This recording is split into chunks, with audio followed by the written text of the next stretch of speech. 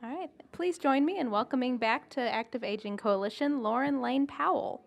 She's active in the New Thought movement. Lauren promotes peace and healing whenever she goes.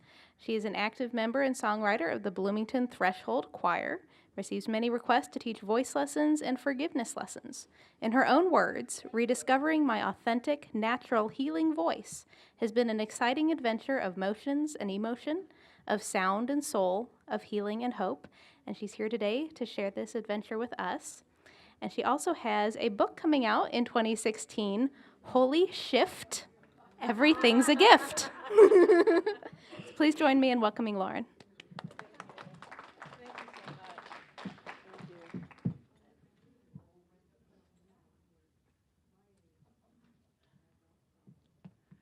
I promised Dad I would record this.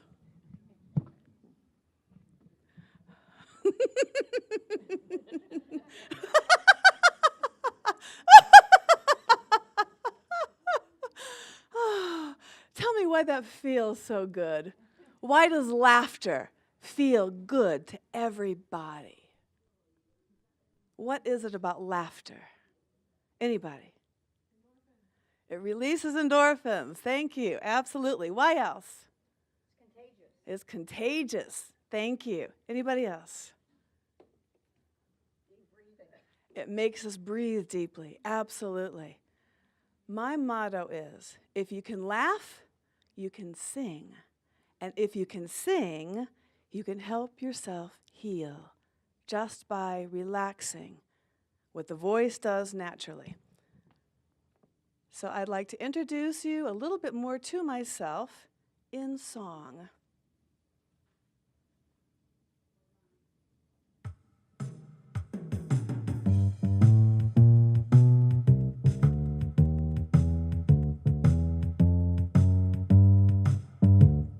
Not so long ago, when I was very young, my mama used to kneel beside my cradle.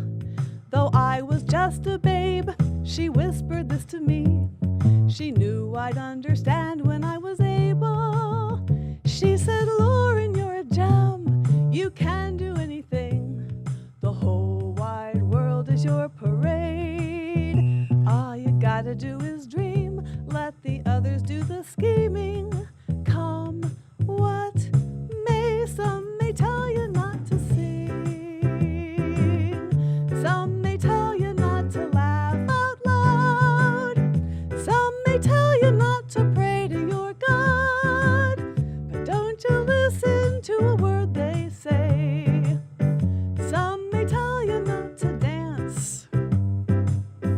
Some may tell you not to wave your arms. They'll try to tell you not to use all your charms. That's a game some people play. Not so long ago, when I was 17, my mama let me cry upon her shoulder. Though I was still naive, she taught me to believe. She knew I'd understand when I got older. She said, Lauren, you're a jewel. People can be so cruel. Don't let them rain on your parade. Hold on tightly to your dreams. Keep your light forever beaming through the gray. Some may tell you not to sing. Some may tell you not to laugh out loud. Some may tell you not to pray to your God. Don't you listen to a word they say. Some may tell you not to dance. Some may tell you not to wave your arms. They'll try to tell you not to use all your charms. That's a game some people play. Well, as luck would have it, not so long ago, seems like yesterday, someone tried to tell me, but I heard myself say, don't you tell me not to sing. Don't you tell me not to laugh out loud. Don't you tell me not to pray to my God.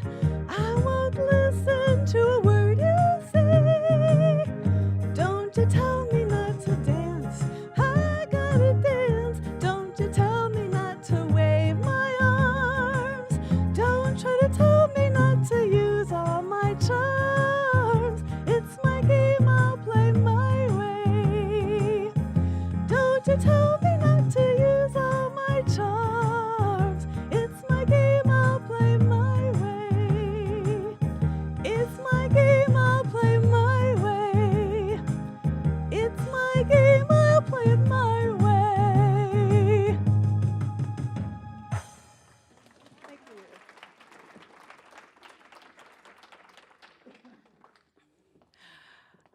had traveled around the country for 12 and a half years with that song and that energy and excitement of teaching the world how to sing.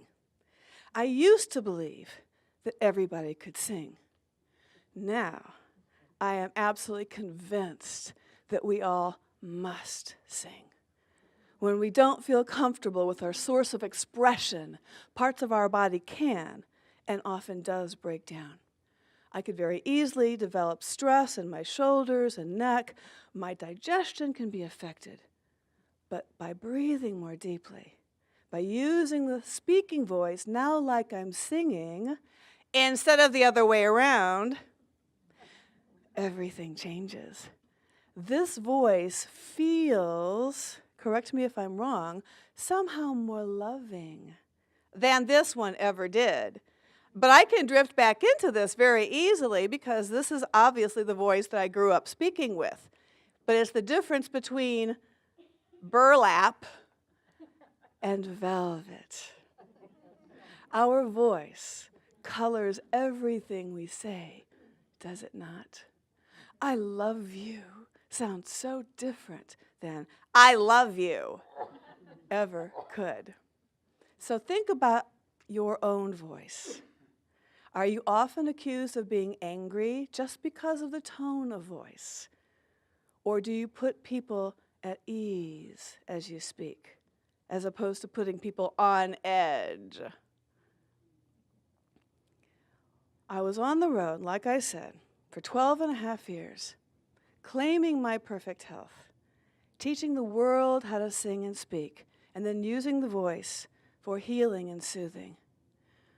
I reached 50 years old on September 2nd. 6 months after my 50th birthday, I had reached the pinnacle of my perfect health. My body was slender. I was fit. My diet was exactly where I needed it to be. I was blissfully happy. My family members were all healthy. And I was diagnosed with stage 3C ovarian cancer. Knowing how to breathe, knowing that vocalizing centers me, this was my opportunity to practice what I preach, literally. So I did just that, took a deep breath and said, okay, Spirit, what do I do with this? Guess what I heard? Have fun with it. Yeah, right. Who has fun with cancer? Well, I heard, you'll learn. The first thing I was prompted to do was to go public. Our social media, Facebook, was wonderful for that. I started putting out my declaration that I get to heal from ovarian cancer. And with that declaration, I asked my Facebook friends, my family members, please do not research ovarian cancer. I'm going to do it differently. Please don't send me anything about the horrors of chemotherapy. I'm going to do that differently too. And they listened to me. Everything I received was very positive and helping perpetuate that positivity. Now, obviously, it's not possible to stay there all the time. I am not Pollyanna. When I couldn't sing my way into a better mood, when I was in pain and in fear, and I couldn't pray my way out of it, that's when we got to go down the rabbit hole. And what that means to me is, Mom, what if I die? Let's go there. Let's pretend. Let's talk about it. Let's embrace it. Let's cry about it. Let's get angry in order to get over it and to get on with healing.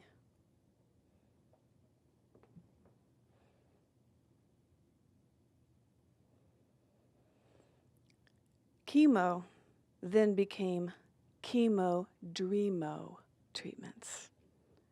I had to reframe that too. And I asked someone who I thought had gone through it more gracefully than what we hear and read about.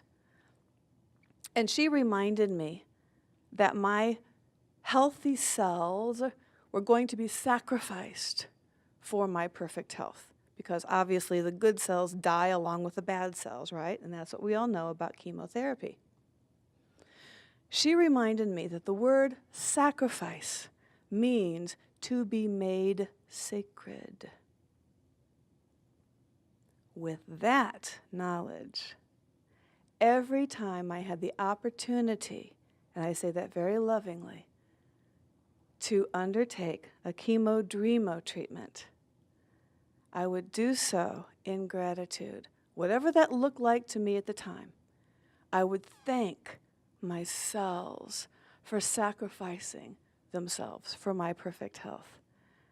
And when I couldn't stay in gratitude, when I was in fear, I'd find something, anything, to be grateful for. I started using my own music as a meditation. And after just 2 or 3 weeks, week after week, 18 treatments, I actually started to look forward to chemo-dreamo treatments, because that was my 2 or 3 hours in that meditation. I had nothing else to do but to stay with that and to accept it as medicine instead of believing that it was the poison that the news says it is and all the horror stories that go around chemo. I healed. I went into remission October of 2012. I started back on the road again. Now I have a story. Now the places I was at before really wanted me. It was really easy to go right back to what I was doing again. But in the process, I was told I had a recurrence. I wasn't ready. I went down the rabbit hole, big time.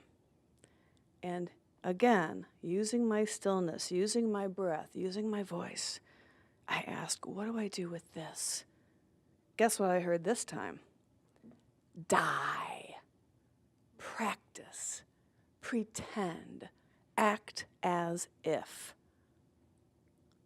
Talk about a holy shift. I picked out a room at Hospice House.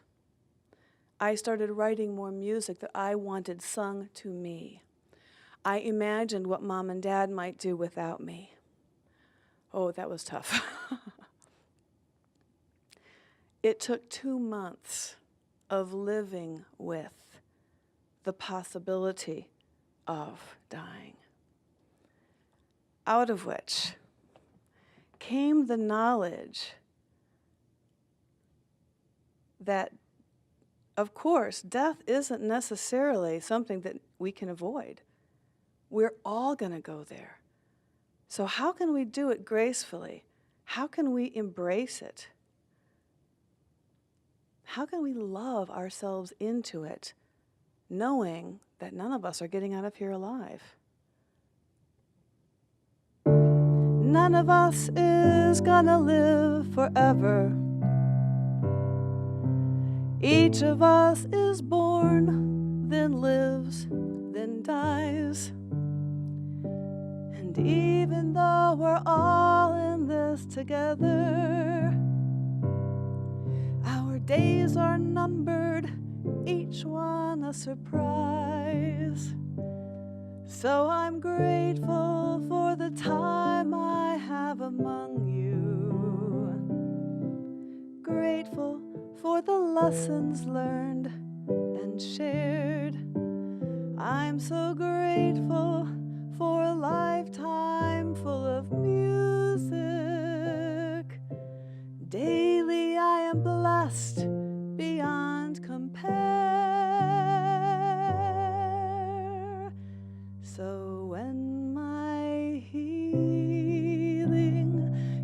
comes in the form of dying,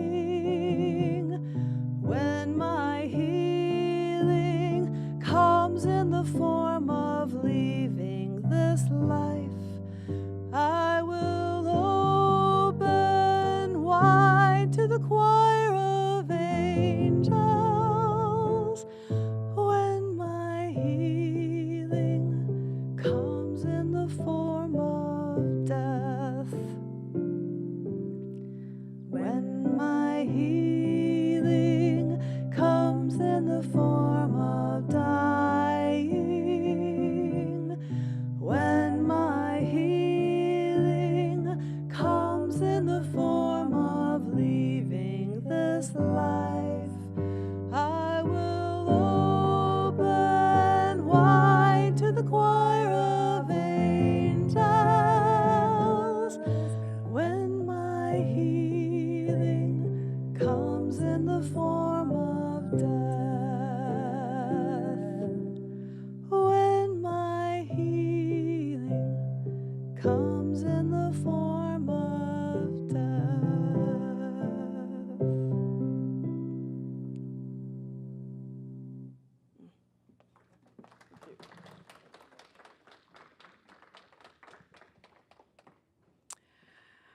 Well, after that 2 months of practicing dying, of embracing my own mortality, it turns out I was healthy after all.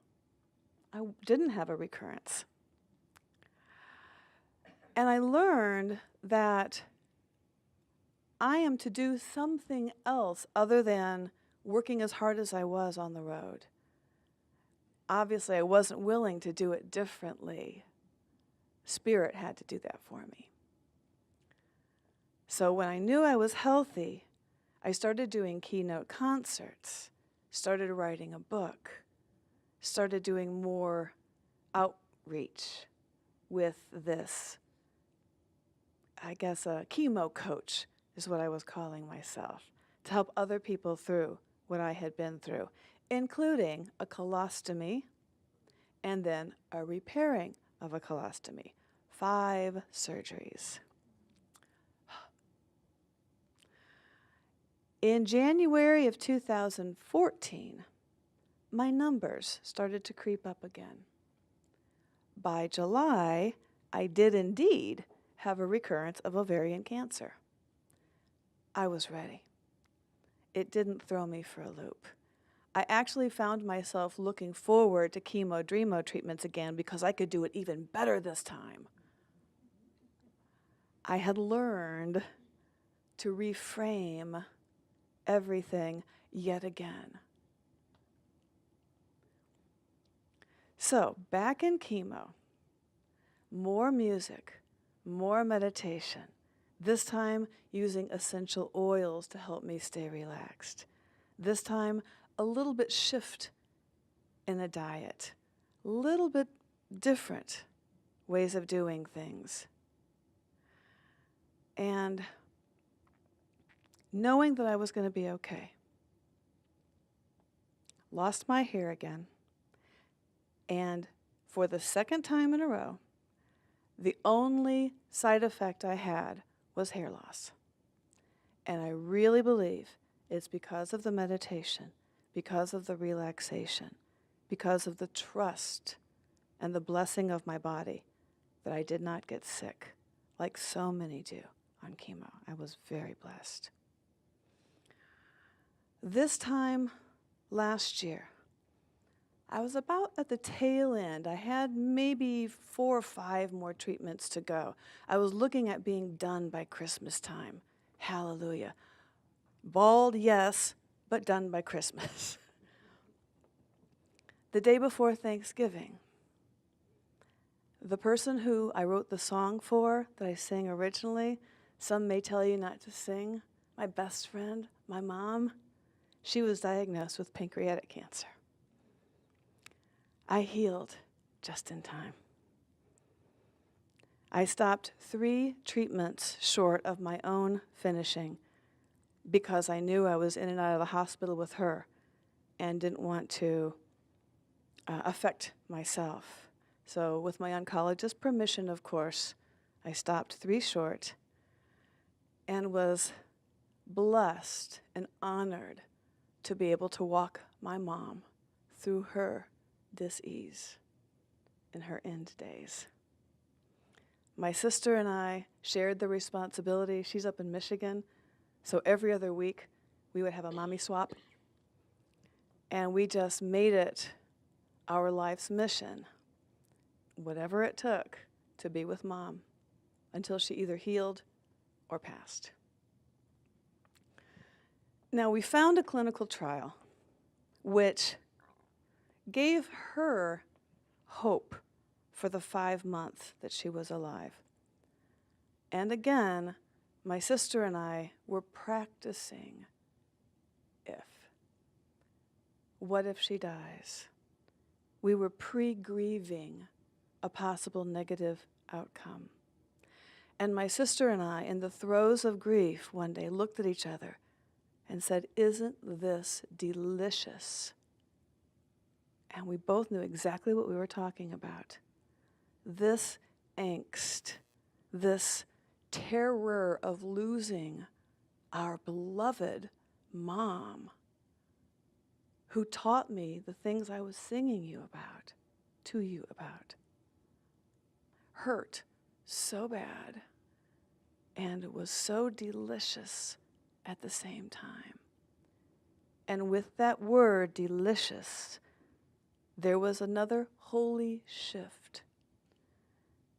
How can we not consider grief to be delicious? It only means that we have loved so deeply that there is going to be a loss when that one passes. If there was no love, there would be no grief. I am so grateful for the grief, honestly. And I know that from the other side, Mom is not saying, "Oh, honey, you need to be happy, don't cry." She's saying, "Go for it, girl, you know how to heal," because that's what she taught me to. In fact, when she lost her fiance in the 80s to pancreatic cancer, what's up with that? She stopped crying. She just dried up. And she knew, she always told my sister and I how healthy our tears are and how grateful she is that we are on the verge of our tears at any given moment because it's such a chemical release. It's such a needed bath for my face. It's such a wonderful escape of feelings. And yet she stopped crying until I was diagnosed for the first time. In 2012, her waterworks started again, and she was so grateful. She said, "At the very least, you having cancer gave my tears back. Thank you." So Mom and me and my sister cried often together. And at the beginning of her diagnosis, we talked about dying. Mom asked, "I know you will look for me as signs. You'll look for my spirit. How will you know me?" she said. "Mom, I will know you in every rainbow I see. I will know you in every song that has harmony in it because we always sing. I will know you in every spring when the flowers crop up." And on her memorial service, all those flowers that came up in May, of course, we made a mommy garden, and they're planted outside. "I will know you, Mom, every time I drink coffee out of one of your mugs that I inherited." She passed April 20th, which was just in time for me to take a trip with the Threshold Choir to California, where I was doing my vocal workshop. And of course, I was ready to cancel it had she not gone yet. But the other side of this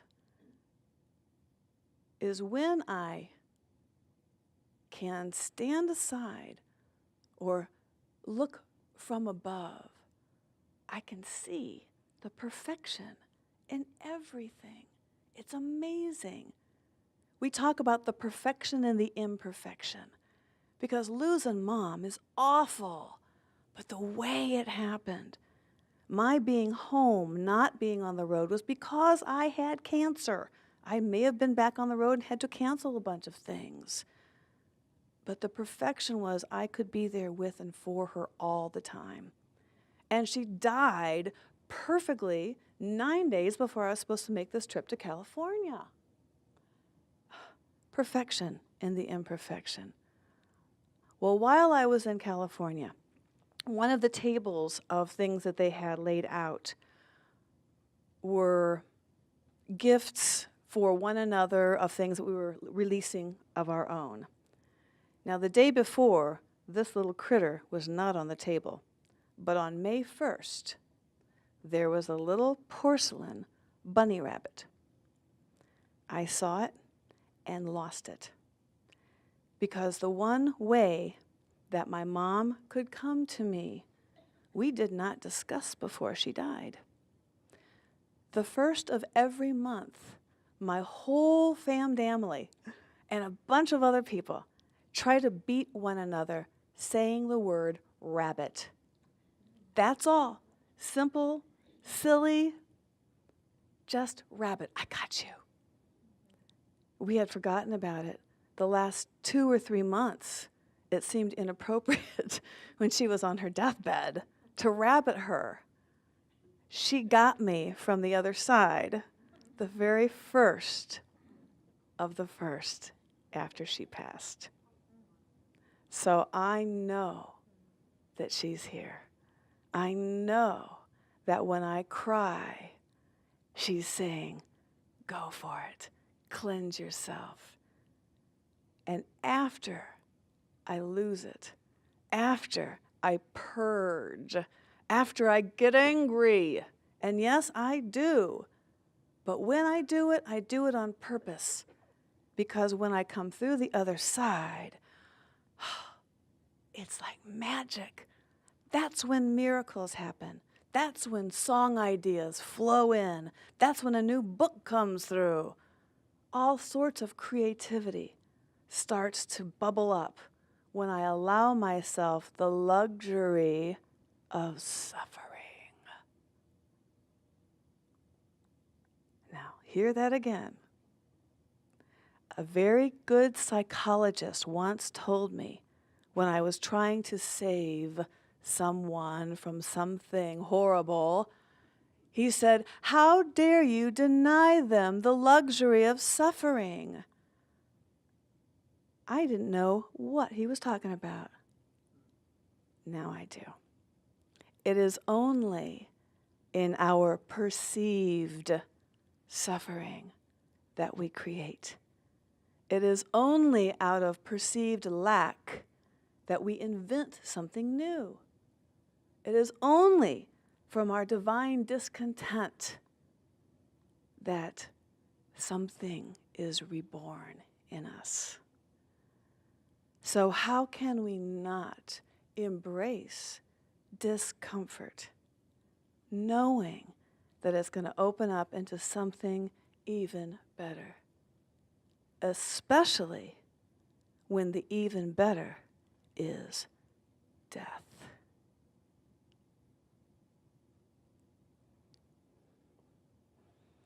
And I will leave you with a song that I wrote for my father, who told me never to let time tick away before telling someone you love how you feel about it.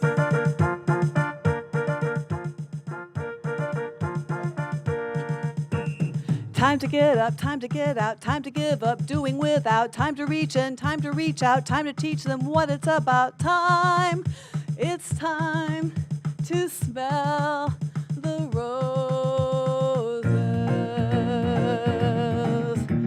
Ooh, is that time ticking away? forget about how to say I like the sound of your name. I hear your voice in the rain. Or is that time ticking away? Is that time ticking on by? Did I forget about how to try to make the world want to smile, or hold the hand of a child? Or is that time ticking on by? To do the things I've wanted to do, to say the things I want to say to you, I'd have to live to 102. Is that time ticking away? Did I forget about how to play? With you it feels like a holiday. I hear music in the month of May. Or is that time ticking away, away, away? To do the things I've wanted to do, to say the things I want to say to you, I'd have to live to 120. Is that time ticking on by? Did I forget about how to try to make the world want to smile? I hear music in the month of May.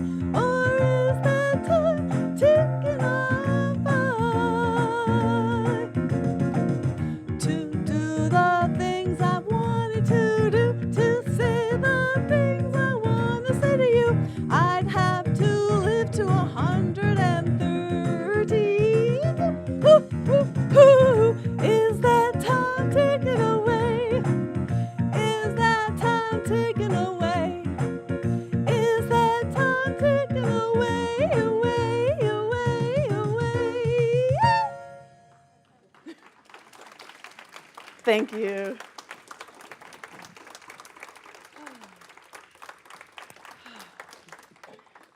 We have just a few more minutes. I would like to open up if anyone has any questions for me. I don't often get a chance to do this.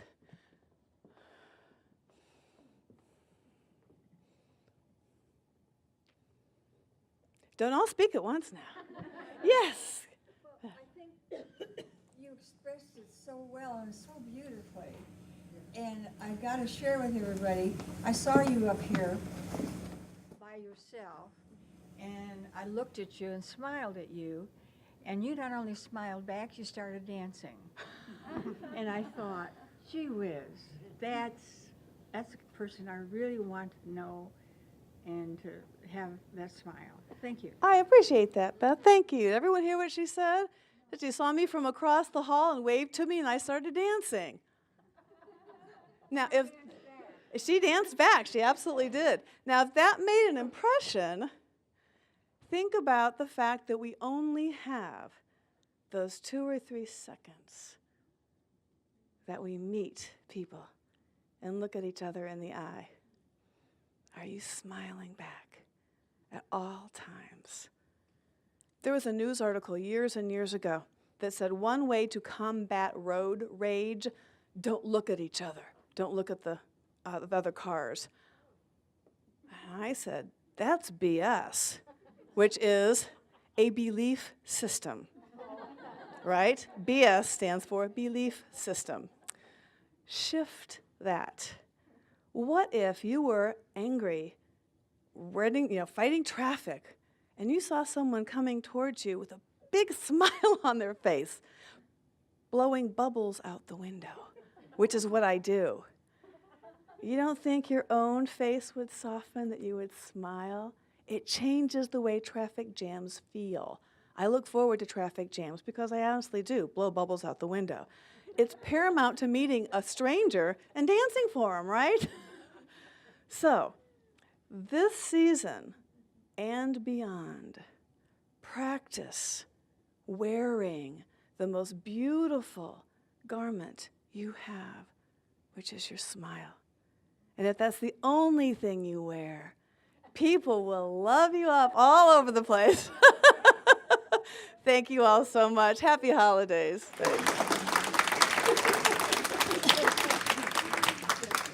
Thank you so much, Lauren. Wasn't that wonderful? Thank you so much for sharing that with us. A little bit of housekeeping. Next month, we will not be meeting because it's December, because of the holidays. So we will reconvene in January, the third Thursday of the month. And our program will be Terry Tomatis with IU Health Bloomington Hospital. So please join us back here again in January. And I hope you all have a wonderful holiday season. And thank you all so much for coming. Thank you again to Lauren, and have a great afternoon.